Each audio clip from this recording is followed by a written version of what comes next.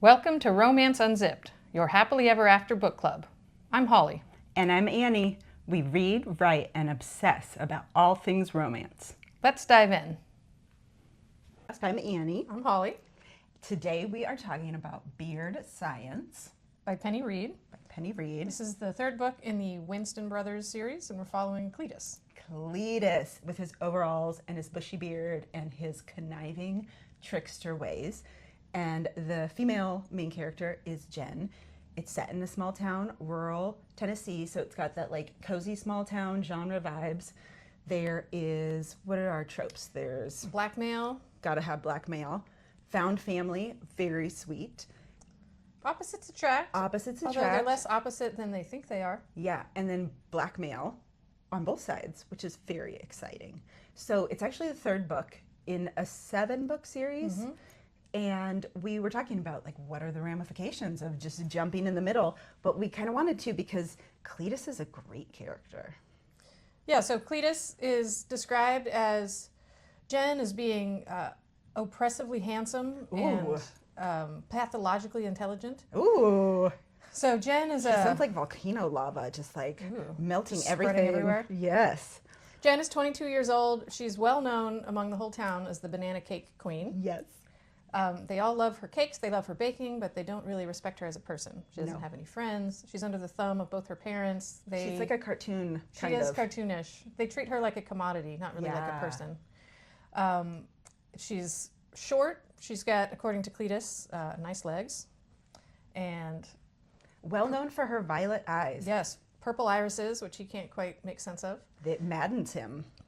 And then Cletus, he also has a well-crafted persona. In his case, he's in his manipulative, conniving fashion trying to convince everyone that he's a simpleton, that he is just affable, Just that fun-loving. good country guy with his overalls Doesn't and his really know what's going on. shucks. But His Jen, nods. He just somberly nods. he does. Jen knows. She is a people watcher. She clocks him. She knows. She calls him the most dangerous, manipulative person in all of East Tennessee. Yeah, and that's saying a lot because is a notorious motorcycle gang in the area. True. It's hard to outdo the Yeah. drug and human trafficking smuggling ring of the Iron Race, but Yeah. but he manages with his hijinks are almost charming. He puts itching powder in somebody's pants just to get back at them, and he fantasizes about giving someone leprosy with an armadillo infestation. Yeah. I didn't know that armadillos can actually cause leprosy, so that's you learn just something new. good facts, Every good day. knowledge. So at the start of this book, Cletus doesn't really even notice Jen. He has a whole written her system. off. Yeah, written her off. When he meets someone for the first time, he has to devote 10 minutes of his time to judging them. And System. He's a yes, systems man. He is a real systems man. And he says, I don't like to judge people. I love it. So he has just decided not to interact with her at all. He doesn't make eye contact. He doesn't even look at her because he thinks she's weak and a pushover. She makes good cake, though. She makes really good cake, and he's quick to acknowledge that, but he just doesn't respect her as a person. Yeah, he's figured it out. Not worth his time. Done. She, on the other hand, seems to know everything about him, and he has the whole town fooled except for Jen because she observes so much since she says, well, I don't have friends and no one talks to me, so I'm a people watcher. Yeah. Yeah, she takes it all in. Secret eyes on everything because people discount her, so they talk in front of her all the time. She gets all the stuff. And Cletus says, of course, foreshadowing to come, that, I always get first impressions right. I'm never wrong. But, of course, his first impression of her is incorrect. He underestimates her. Yes. Okay, so sidetrack note, of which I do a lot, and we're writing a romance novel, and it's been so fun. And we, through the process, read a million romance novels, and we wanted to talk about them, and we love digging into it. And we're like, wouldn't it be fun to make a podcast? And each time review a book, but not like a book report where you stand in front of the class, but just kind of talk about it, and then the themes that caught us, and also what drives the story and what we're interested in. And what elements of the story make it enjoyable. Yeah, and also as people writing a romance novel, like how it informs us and what we're trying to do. So that's why we're here with you today. Thank you for being with us. We're excited. And one of our questions about this book is can we read a standalone book in a series, especially right in the middle of the series, Yeah, book 3, bold. without having any context from the rest of the series? Is it still fun? Does it still have the same Is it emotional ethical? impact? Yes. Ethical reading is big on our list. So this book is touted as a standalone, but of course it's also in a series. And one element that struck me as a little hard to wrap my head around was it's this small town vibe. It's very clearly within that genre, but then there's also this element of a motorcycle gang called the Iron Wraiths. Yeah, they're bad. And Cletus is scheming, trying to put them all in jail Behind on a bars. racketeering charge. And we know that they do various murdery and drug-related endeavors. This isn't like the sexy motorcycle club MC genre. These are like just bad guys. There's no heroes or anti-heroes within the gang. So it does feel like reading it, gosh, I missed some context somewhere. Where did these motorcycle gangs come from? She gets attacked by them in a Piggly Wiggly while buying bananas, which doesn't typically happen in most small town stories. So that part maybe left me a little bit scratching my head, and I wonder if reading the first 2 books in the series would have prepared me for was that. it really a standalone? Yeah, I don't know. On the other hand, all the character development I felt was pretty clear, and there was certainly an adequate introduction to each of the characters that have already had a love story. Yeah. I mean, there's a few of them already paired off, so it's clear that Yeah. they must have already found their happily ever after. Yeah. I am a firm non-adherer to a series order. So I kind of know going in that I might miss some things, but I totally cherry pick. So I'll open up like if there's 7, I look at all the reviews. I look at the storylines, like, is there any tropes that I prefer, not prefer? And then also I look for steam level, whichever has the highest steam level. And I have been actually known to search in the reviews for keywords like spice, steam. I think that's why we picked this one in the series. Yeah, it's the spiciest one in the series. It's still a slow burn. It is. So I am probably kind of buck the trend because I think most people respect that there's an order. And I do respect that the authors have an order. But I think the only time that I've 100% done it is Sam Mariano, who I love her very dark romances, wrote the Morelli family saga. And you have to read them in order. In the beginning of each book, she's like, you must read this or your fingers will be chopped off in order. Otherwise, I'm kind of like, there's a motorcycle gang. You'll figure it out as you You'll go. figure it out. So you like the world build. I think so. Yeah, I think I might prefer, I'm probably going to go back and read the first 2 books in the series. And I also sometimes enjoy just rereading a book I've already read, so I might even reread this one again. Yeah, the reread list. It's a real thing. It's like a comfort read then, because you're like, oh yeah, my friends. Yes. And I like to notice things I didn't see the first time. Yeah. That makes me feel smart. And her writing is awesome. She is such a good writer. And it's like, so the Banana Cake Queen, Jen Sylvester, is an objectively absurd character.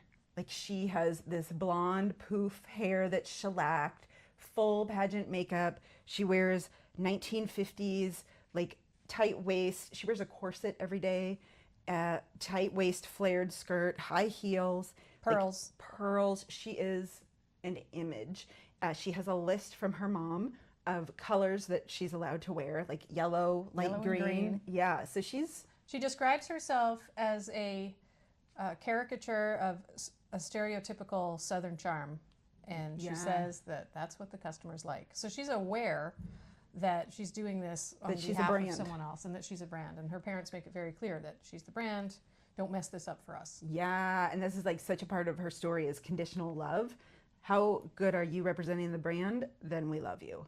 And that's part of her character growth, right? It's like, oh, I'm more than a banana cake. I'm a human. So she blackmails Cletus. She ends up finding out about some of his scheming that's going on. Yes. And she blackmails him just to try to help her find a husband. It's kind of, he feels pity for her, which when she realizes that makes her feel bad. But he needs to protect himself and also is drawn to her and wants to help her. Now, he's sworn off helping people. Yes. Because he's got something in the past that's happened where he tried to help people and it went wrong. Yes, and she does a good hook of like, oh, he used to help people and Yeah. some things. You know there is a compelling story under the surface, and we get details revealed throughout the story.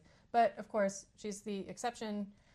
He kind of knows this isn't what he wants to do, and it's not in his best interest, and, man, he shouldn't be digging around in this woman's life, but he can't help himself. He gets the violet eyes.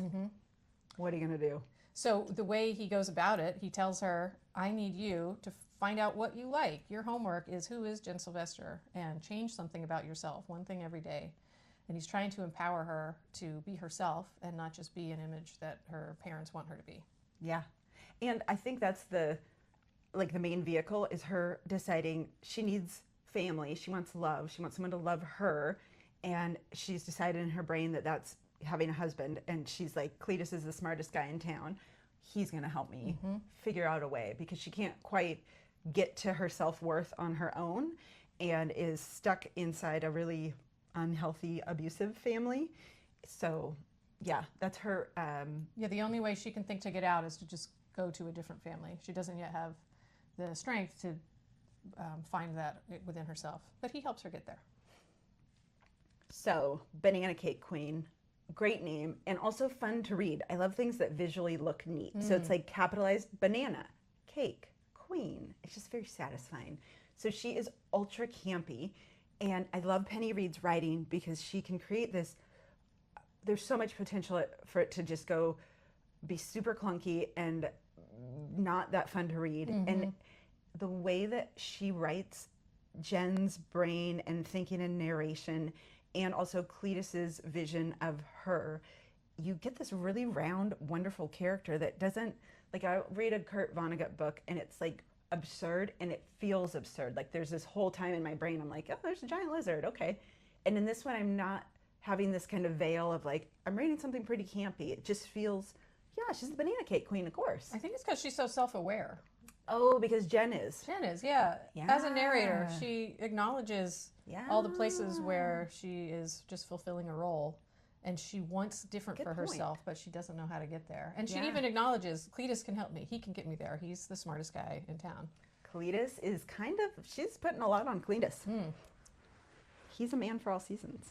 So Cletus was an interesting character, because about halfway through the book I was thinking, okay, he's quirky and he's fun, but there's not a lot to him. He's kind of one-dimensional. But as the book continued on, his character development really ramped up. And I thought of him as like a slow burn character. Yeah.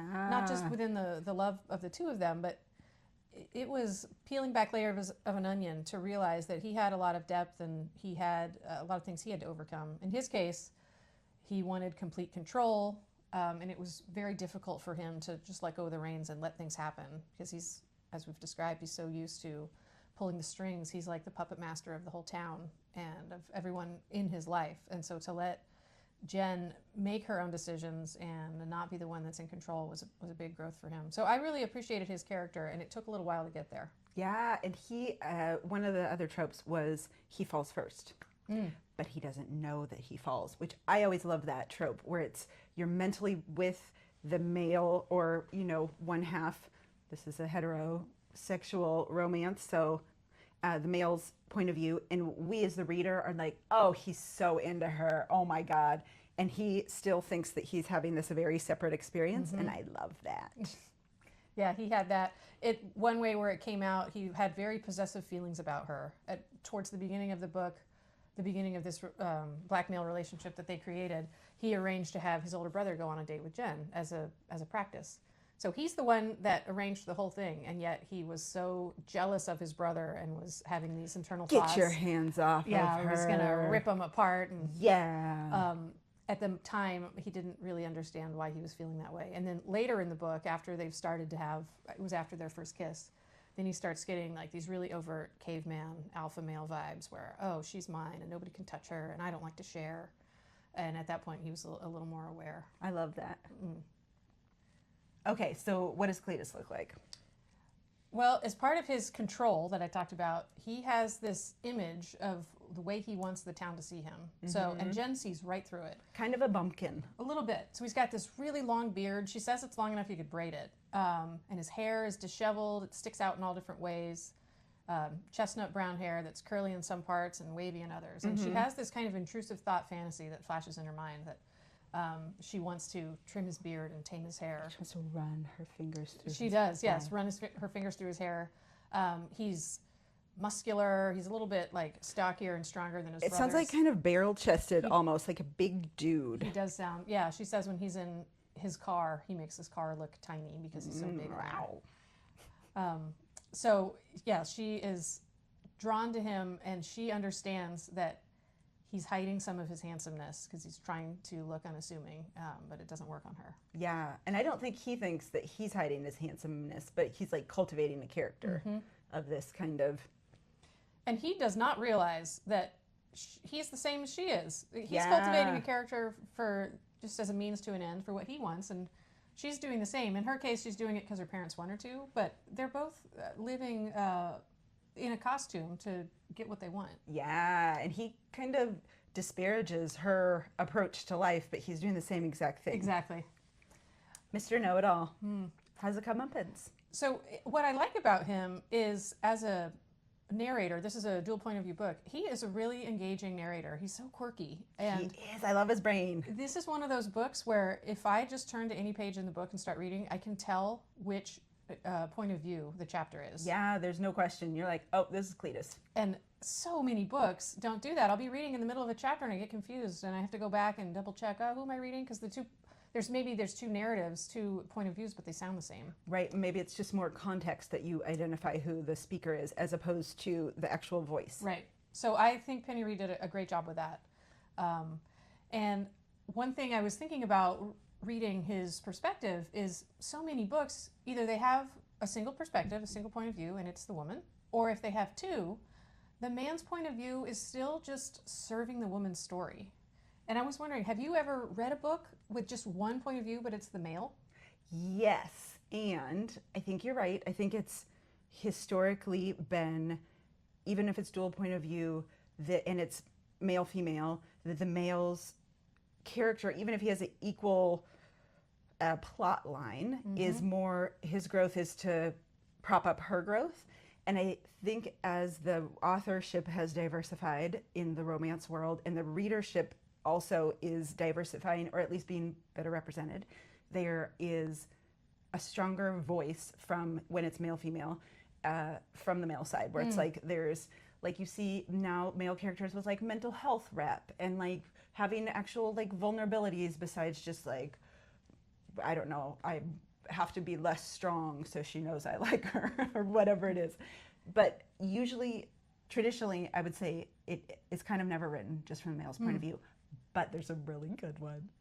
It's called Thirsty by Mia Hopkins, and it's super sexy and it's really well written, and it's this man and he's been incarcerated. It's in East LA, and it's him transitioning back in, like, out of incarceration, and he's staying with this mother and the daughter who's his age, you know, early 20s, and love and lust and like social issues, but it's so well written. So that's a great example, I think. That's another podcast. Okay. Annie has read so much more romance than I I'm have, obsessed. so I defer to her with questions about what should I read or. But I think what it's about totally this? uncommon. It's far less common. Okay. Yeah, I don't know. Or it can be because there's a story and readers love it so much that the author is kind of compelled to write a follow-up from the male point of view. So I think that the dual point of view, though, I always prefer it. Even, for example, this book that I used, Thirsty, I want to know what the other half is thinking, because like in Banana Cake Queen, because like in Beard Science, we get to know how in denial Cletus is about his growing affections for Jen. And otherwise we would know all these kind of machinations and like weird logistics that are occurring in the background, so he can keep pretending to himself that he's the same person he's been. I often like single point of view, not always. What? Because This is crazy. I feel like there is so much subtlety that if the author can pull it off, where we can figure out what he's thinking and we can kind of ascertain his machinations and things you were talking about, but through like very small details, like the way he tenses or he moves towards her when she walks in the room, or she notices that his breathing is more shallow, or whatever kind of tells he's giving off. And that, I always like it as a reader when I figure something out and I feel like I'm the smartest person in the world. Yes. Because there was this little trail of crumbs and I got to the end of it. So the dual point of view, it does rob me of that kind of satisfaction sometimes. You are wild. But with that said, we're writing a book and we're doing it dual point of view. So Yeah. I don't hate it. And it is better served, I think, if you have two characters that both equally have a journey to make and they both have an equal character arc. Then I think you kind of have to have 2 points of view, because you're necessarily neglecting one of the characters if we never hear what they're thinking. And I really like if it's male, female, when it's the male point of view and they're having sex. I love being in the man's brain and being like, imagining I'm the woman and then I'm getting to experience like the man's like losing his mind over how great it is. It's that's vicarious. Sure, I hadn't thought about that. I have. So I think this is also about the single duel. The Morelli family saga by Sam Mariano is really fun because it's the story through line is the villain anti-hero Matteo Morelli, and each book is from a different character's point of view in this world, and you never really know what he's thinking, but you just see the impact of his behavior on everyone. And the author wrote an epilogue book from his point of view. It's called Matteo's Point of View. That's the name of the book? It's like there's another name, but it says : Matteo's Point of View. And it's good, but it's almost like a come down because it's such a mystery and you're like, this monster that everyone loves and I love him too. I want him to also abuse me. So that's a side note. But so I really liked this about Penny Reid's series, and I kind of only look for dual point of views. But sometimes I get tricked by accident into reading single point of view. So maybe I'll do what you do and see if I can expand my mind. I think the last single point of view that really made me feel that way was Emily Henry, Funny Story. Oh, yeah. That was a single point of view. That's at least how I remember reading the book. It was. Okay. It was. Good. But you like feel really close to Charlie. I just could understand exactly what he was going through based on the way that she was identifying his tells and his physical state that was kind of giving away his emotional feelings for her. So I think I need to be a better storyteller. I liked it. But dual point of view is great, and she really pulled it off in this book, like I said, because Cletus has such a unique take on things. He is so quirky, and once again, it almost feels like it could be campy. It feels like it could come across as almost boring or insulting to the reader, because nobody's really like that. Right. But no one's really like that. It's kind of what if you read it just as a fact sheet, you'd be like, it's gonna be awkward. But it's a full-bodied persona that he has, so yeah, he is like that, and she explains all the ways in which he fits that mold. Yeah. So it worked well, and this book would not have been as good without Cletus's point of view. No, and I like the little things he said. Like he'll say, "Astute woman, ...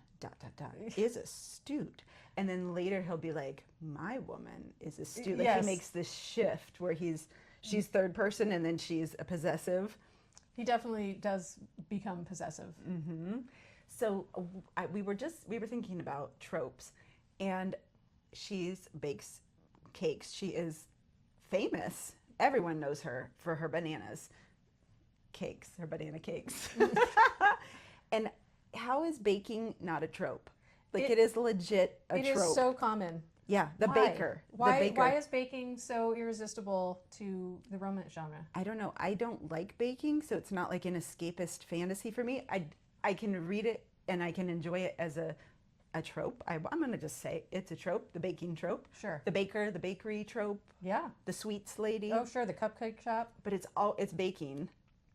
Yeah, so I don't know, maybe it's like... I mean, everybody loves to eat sweets. And they're delicious. And they're really good. And they are associated with femininity and like home and... Well, and there are so many cliches and jokes about like euphemisms for baked items and like sexual things. I mean, they use them in this book too. Oh, yeah. They talk about her muffin and putting Cletus put his sausage in her pie because they made a sausage pie. So maybe that's part of it, but that feels pretty superficial. Yeah, I don't think so. I What do you think? Tell us. Yeah. Why does everybody love baking? I've read As a several of trope, them. it's like 100% a thing. I would say, I'm going to make up a number. This is totally not backed by research so no or evidence, data. but let's no hear it. evidence, but just a gut feeling. Uh-huh. I'm going to say 3.5 out of 5 small town romance novels. She's a Involve- baker. Okay. I've read a few with chefs and cooking, not baking, but more cooking. And I feel like that usually is a city romance. Yeah, And it's then very if urban. you go to, yes, the urban. And then if you go to small town, it turns into baking. Yeah. Or if it's in the city, she's had like, it's like a bankruptcy. Yes, she has bakery. a failed bakery in her past, and she's having to overcome the shame of that. Oh my gosh, let's do some. We're onto something. We are onto something. So my friend has an amazing ice cream business, and he's a man. And we were all at a dinner, and my wife is she's an executive. So I was like, oh, let's do like a reverse tropes, and the storyline will be the ice cream man and the executive lady. Does that not feel a little too close to autobiographical for you? Well, we won't actually draw them as characters because Okay. that'd be weird. Sure. But just there's never. I don't think I have had a baker man in a book. Yeah, I think it all goes back to the patriarchy. I always feel that way when I'm reading romance. Do you? Yeah. Oh, yeah, maybe. And it's not that romance writers or readers are intentionally perpetuating some kind of gender bias. We love romance. It's that we live in this world, and so we are Products of. Yeah, we are products of the world, and we are just not used to thinking of a baker man. So that those aren't the books that the authors are writing or that the readers are consuming. So I 100% know that there are at least some baker man books, so let us know, because now I feel like we're going to untap like a secret subgenre. We'll just look on Reddit. There'll be like a massive subreddit about baker man romance novels. we'll add it to the list. Add it to the list, yeah. Which doesn't mean anything because the list is so long we'll never get to it. Yeah, TBR, to be read. So another trope that was really big, and I think arguably more important, is the found family trope, because she comes from a just terrible abusive family. So read the trigger warnings before. There's not overt abuse, but they're just a toxic mess. There's overt verbal abuse. That's true. That's true. There is. Yeah, and like weird manipulation and unkindness. So it was fine for me to read, but also I didn't grow up in a home like that. So be gentle with yourselves. But so you're rooting for her because she wants family. That's the point of the book. That's her hook to get with Cletus. Is she's like, I'm gonna get married and I'll make my own family. Someone will love me, basically. And so then the underlying story is her getting pulled into Cletus's wacky, lovable, big Winston group. Yeah, they all live on the homestead. I love a homestead. And there's I think there's a carriage house that one of them's moving into. Yeah. They're just all up in each other's business. Yeah, I love that. But in the kind of fantasy charming way where they like they're each so other. supportive. They, in all their hobbies and their professional work, they work at an auto body shop together. Yeah. They just intersect in all these ways. So anytime she's hanging around with Cletus or getting his help with something, they are in the orbit, the rest of the family. And they are so welcoming, and she just gets pulled in. Like the climactic scene where she lays down the law and ruptures with the abusive cycle in her family and leaves. It's this like huge power moment for her where she's like, no, I can't take this anymore. And she walks shoeless in the rain to the Winston homestead, and they find her and they take care of her. And it's like all the brothers rush in and they're getting her tea and a blanket. I'm like, God, I want people to take care of me like that too. Like everybody's like, how do we help Jen? That's the fantasy of romance. So talk to me about the steam levels. So this book was listed as a 4 out of 5 steam on romance.io. Which is a website that is fabulous. You can filter by all the things. Totally check it out. It's a great way to find a read. And they have, one of the benefits of that website is they try to create like a objective scale for spice level. So they have a steam drop-down filter. You can search that way. It's 1 through 5. 1 is glimpses and kisses. Ooh. 2 is closed door. 3 is open door, which has sex scenes, but it tends to be more euphemism. Yeah, very euphemism. Like, entered me and I felt full with his rapture. 4 is explicit open door. So it's again some open door sex scenes, but We see body parts, and words. body parts are described. Yes. And then 5 is explicit and plentiful. Reader, I love a 5. And I think we all know what that means. So this book was rated as There's a 4. a lot of hand holding. Yes, it's explicit hand holding, plentiful hand holding.